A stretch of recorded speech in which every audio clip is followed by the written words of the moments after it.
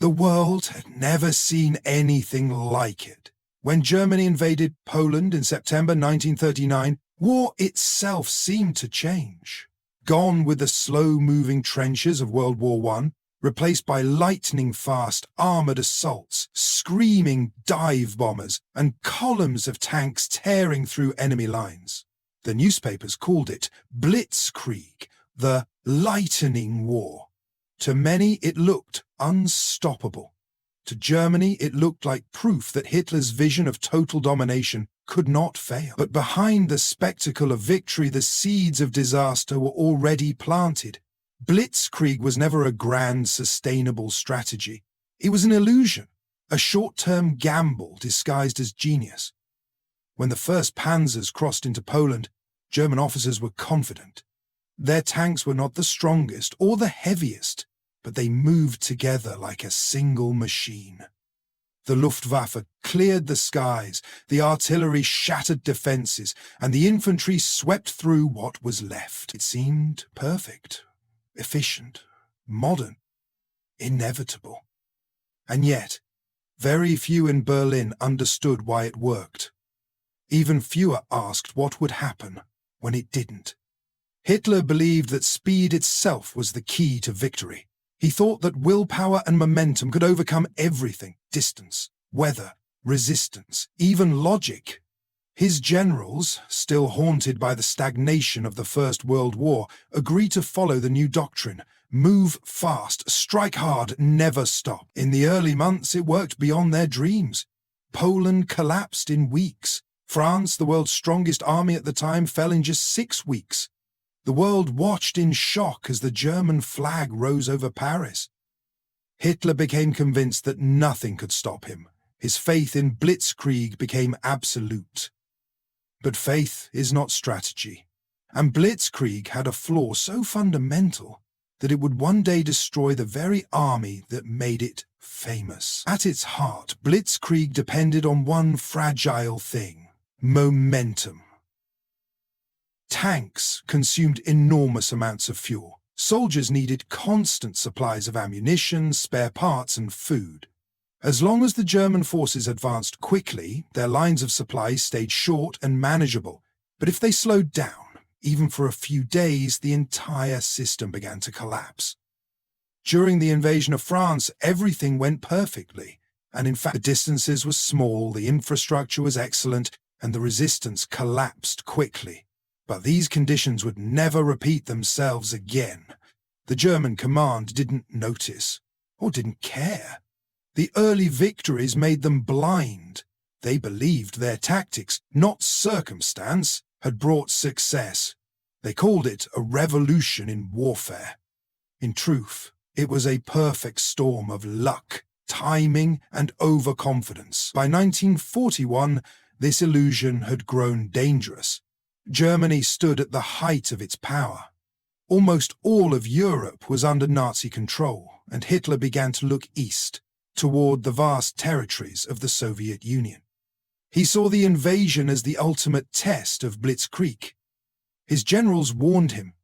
The distances were enormous, the climate brutal, the Soviet reserves practically endless. But Hitler dismissed their fears. He believed that one more lightning strike would bring victory before winter. The Soviet Union is a rotten structure, he said. It will collapse with one blow. It was not arrogance alone, it was delusion. On June 22, 1941, over 3 million German soldiers crossed the Soviet border. It was the largest military operation in human history. And at first, it seemed to work again. Entire Soviet divisions were surrounded and annihilated. Hundreds of thousands of prisoners marched west. German propaganda declared the war already won. But by August, the cracks began to show. The tanks were wearing down, engines failed, fuel convoys lagged hundreds of kilometers behind. The roads turned to dust, then mud, and suddenly the lightning war slowed to a crawl. The German High Command didn't know how to stop. Blitzkrieg had no backup plan, no doctrine for long-term occupation, no structure for replenishment. It was built only to attack, never to endure.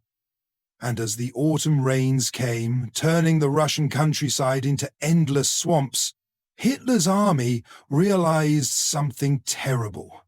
The further they advanced, the weaker they became. By October 1941, the German army stood at the gates of Moscow. After 4 months of brutal fighting and unimaginable distances, the soldiers believed they were close to victory. The capital of the Soviet Union was just a few hundred kilometers ahead, visible on the maps, almost within reach. But what the maps didn't show was the cost.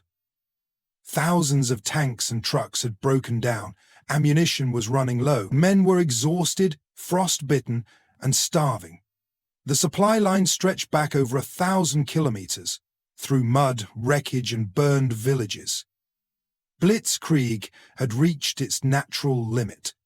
It was no longer lightning, just the slow grind of attrition. Still, Hitler refused to stop. He ordered his men to push forward, convinced that one last effort would bring the Soviet Union to its knees. But the weather turned against him. The first snow fell in early November. Then came the deep freeze. Engines refused to start, oil solidified, and weapons froze in the soldiers' hands. The German army, built for rapid movement, now stood still, helpless in the cold. And for the first time since the war began, the Red Army struck back. Fresh Soviet divisions, many from Siberia, counterattacked with brutal force. German troops, trapped in their thin uniforms, were pushed back mile after mile. Entire divisions vanished in the snow. The myth of invincibility was gone. In Berlin, Hitler raged. He blamed his generals, his allies, even the weather, but never himself. He could not admit the truth, that Blitzkrieg had never been a strategy for conquering the world. It was a tactic. Brilliant, yes, but temporary. It worked only when the enemy collapsed quickly, when the enemy stood and fought. Blitzkrieg turned against itself. As 1942 began, the German army was still deep inside the Soviet Union. But something had changed forever. The initiative was gone. The war that Hitler thought would last a few months had become a war of years, and Germany was not prepared for it. Factories back home couldn't replace the losses fast enough. Fuel became scarce. Ammunition rationed. Every mile eastward drained more strength from an army already bleeding. By the time the Battle of Stalingrad began, the illusion was over. The lightning war had burned itself out. What was left was a desperate struggle for survival, a slow, inevitable collapse. The true mistake of Blitzkrieg was not in its tactics, but in its philosophy. It was a vision built on speed, power, and will, but not on endurance, planning, or reality. Hitler's belief that victory could be achieved by movement alone doomed his entire empire. Blitzkrieg made Germany strong for 2 years. Then it made Germany weak forever. In the end, it was not the Soviet winter or the vastness of Russia that defeated Hitler. It was his own creation, the doctrine that promised victory in weeks and instead delivered ruin in years. The same tanks that had raced across Europe now rusted in frozen fields. The same soldiers who once marched with confidence now stumbled through snow and mud, broken and disillusioned. But as the front lines retreated westward, the truth became impossible to ignore. The war had been lost long before Stalingrad. It had been lost the moment Germany chose speed over strategy, pride over patience, and illusion over reality.